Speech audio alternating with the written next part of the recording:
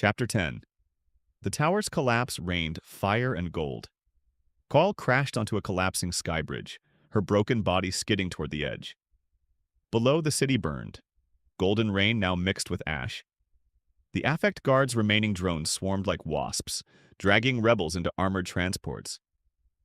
Director Voss emerged from the inferno, her suit charred but her voice glacial. "You think fire kills ideas, Morrow? We'll distill your little rebellion into a vaccine, a cure for empathy." Kael spat blood. "You're out of time. The whole city's seen the rain." Voss kicked her ribs. "And they'll unsee it." A hologram flickered to life above the ruins. Citizens froze mid-protest, their eyes glazing as the affect guard's neural pulse rolled through the streets. The golden puddles rippled backward, draining into the tower's shattered core. "You inverted the signal," Kael choked. "Emotions are data." Voss crouched, her breath smelling of static. "And data can be rewritten." The hologram shifted. Rebels dropped their weapons, clutching their heads. Vera screamed as guards dragged her into a van. Jin's implant sparked, her hijacked drones turning on the crowd. "Stop it!" Kael lurched forward, but Voss pinned her with a boot. "You'll watch, then you'll help us perfect the formula." A guard yanked Kael upright, injecting a neural tracer into her neck. Her vision blurred, the world fracturing into data streams, heart rates, fear levels, compliance metrics. "The core's still alive in you," Voss said. "We'll harvest it. Then we'll harvest them." Kael's implant buzzed with intercepted orders. Neural purge at dawn. Sector 4-7. Marlowe's district. She writhed, but the tracer's claws dug deeper. Voss nodded to a guard. "Prep the extraction chamber. I want her conscious." Chapter 11. The extraction chamber stank of burnt sugar and screams. Kael strained against the neural cuff, her veins lit gold by the inverted broadcaster. Voss monitored the screens, where engineers siphoned the rain's remnants into a massive vault labeled Project Pacify. "You're bottling hope," Kael hissed. "No." Voss adjusted the machine. "We're bottling obedience." The inverted signal pulsed. On the streets, a rebel lowered her gun, tears drying as her defiance drained into affect guard vials. A child stopped crying, his sorrow replaced with a hollow smile. "Why?" Kael whispered. "Stability requires numbness." Voss pressed a scalpel to Kael's temple. "Now, let's see what makes your little seed tick." The machine whirred. Agony seared Kael's mind as the golden vial's essence, now fused with her blood, was pulled into a syringe. Lyra's voice fading. "Don't let them win." Marlowe's laugh, swallowed by drone fire. Vera's scars glowing as guards beat her. "Stop," Kael begged. Voss ignored her, holding the syringe to the light. "Beautiful, like liquid suns." The vault exploded. Jin surged through the smoke, her implant sparking, one eye swollen shut. She'd rewired a drone's carcass into a battering ram. "Get up!" Kael tore free, her body moving on instinct. She grabbed the syringe and stabbed it into Voss's neck. "You can't—" Voss gagged, golden veins spreading across her skin. "Feel that?" Kael hissed. "That's everything you erased." Voss collapsed, her perfect composure crumbling into sobs. Jin dragged Kael into the hall. "Vera's alive, but the purge starts in 10 minutes. We need—" A gunshot echoed. Jin gasped, crimson blossoming across her chest. An affect guard sniper lowered his rifle from the catwalk. "No!" Kael caught her as she fell. Jin shoved a blood-smeared drive into Kael's hand. "Core's backup. Broadcast. From the storm drain." Her head lolled. "Tell Vera, I hacked the Andromeda code." Kael pressed Jin's eyelids shut. The drive hummed, its light fading. The golden vial was dead. The rain was gone. All that remained was ash. Chapter 12. Kael hid in Lyra's grave, the tombstone long ago stripped of its name, still bore her sister's final words etched in secret. The sky was gold first. Kael curled beneath it, Jin's drive clutched to her chest. The tracer in her neck buzzed. 18 minutes to purge. She'd failed. The vial's voice was silent. No memories surged to comfort her. No warmth to fight the numbness. She'd burned her defiance in the tower, and all she'd bought was 10 minutes of chaos. You're her sister. Vera's words haunted her. You're the only one who's felt nothing long enough to know what something is worth. Kael laughed, the sound jagged. What was she worth now? A harvester who'd traded her soul to survive, then traded her survival to feel a ghost.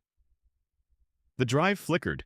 She plugged it into her neural port, bracing for data. Instead, a hologram bloomed. Lyra, age 19, recording a message in flickering candlelight. Hey, Kael, if you're seeing this, I'm probably gone. Don't blame yourself. I knew the risks.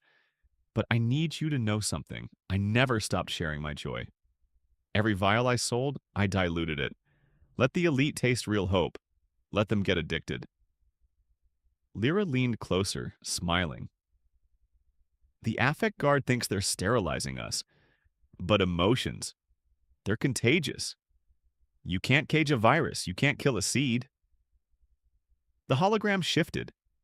A map of Eclipsion Prime lit up, hundreds of golden dots pulsing, hidden caches of Lyra's diluted joy scattered across the city. They're in the rain barrels, the sewer grates. Anywhere life grows, you just need to wake them up. The hologram died. Kael's hands shook. All this time, Lyra had been fighting. Not with bullets, but with patience, with faith. Outside, the purge sirens wailed. Kael stumbled into the cemetery, rain soaking her wounds. The effect guard's neural pulse would erase the city's memories, but Lyra's caches, they were physical, hidden in soil and rust. The tracer buzzed. 5 minutes. Kael ripped it from her neck, blood dripping down her collarbone. She'd need a broadcast strong enough to reactivate the caches, a signal to reignite the seed. She stared at the storm drain, where Jin had died.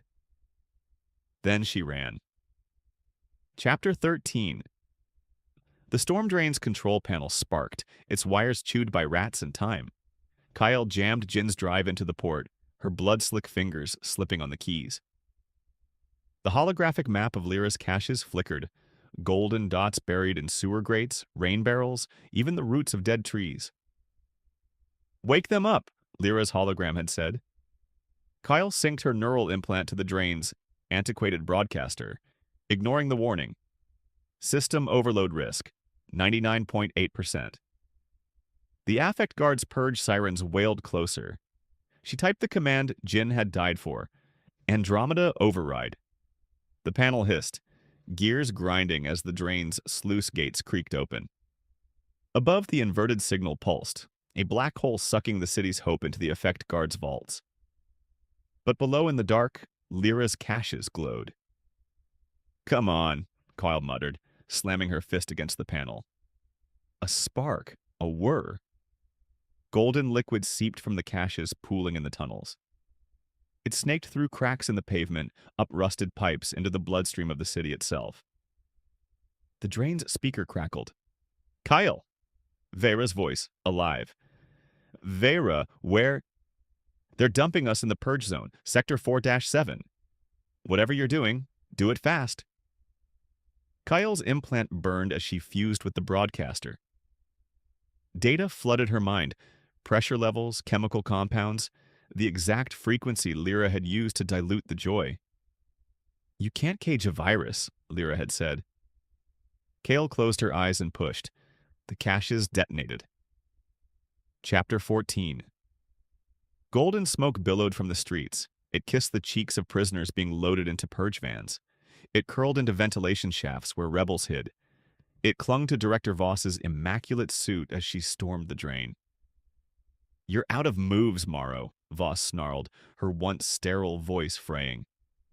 Kael leaned against the broadcaster, her nose bleeding, vision blurring.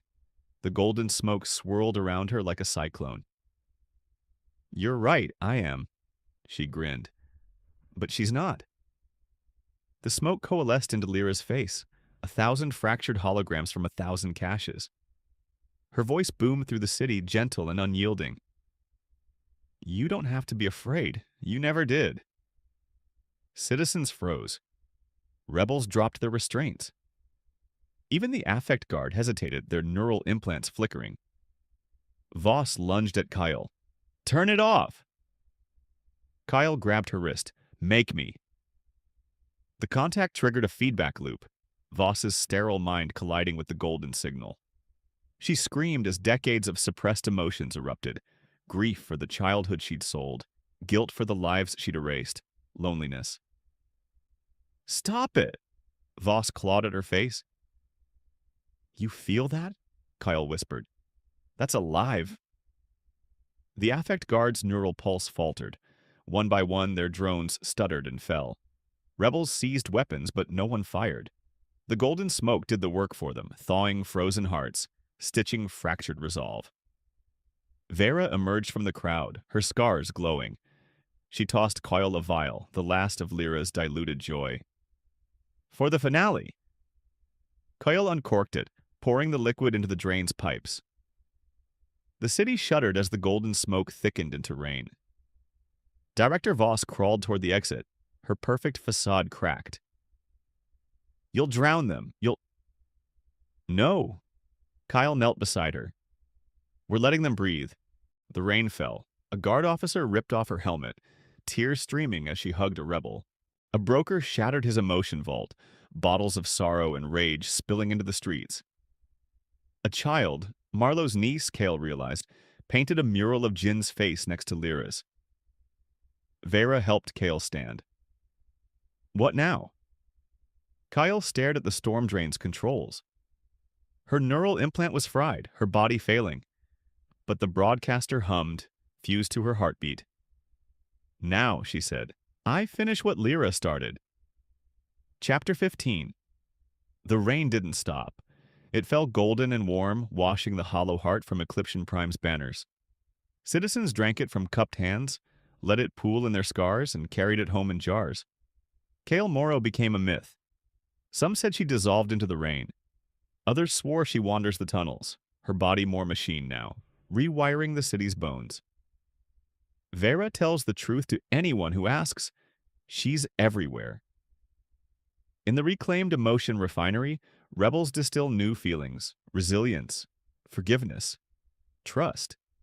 The affect guard's vaults are museums, their neural implants repurposed to share memories instead of suppress them. On the rooftop where Jin died, a garden grows. The flowers bloom gold, their roots fed by Lyra's caches. Vera tends them, her scars fading. She leaves a vial of rainwater by the tombstone that once bore no name. Kael and Lyra Morrow, they reminded us. Far below, in the storm drain's heart, a shadow flickers. A woman with neural ports etched like constellations hums a tune her sister taught her. The broadcaster's pulse sinks to her breath, its wires tangled in her hair. She's neither alive nor dead, but alive enough. Above, the rain falls, and somewhere, a child laughs.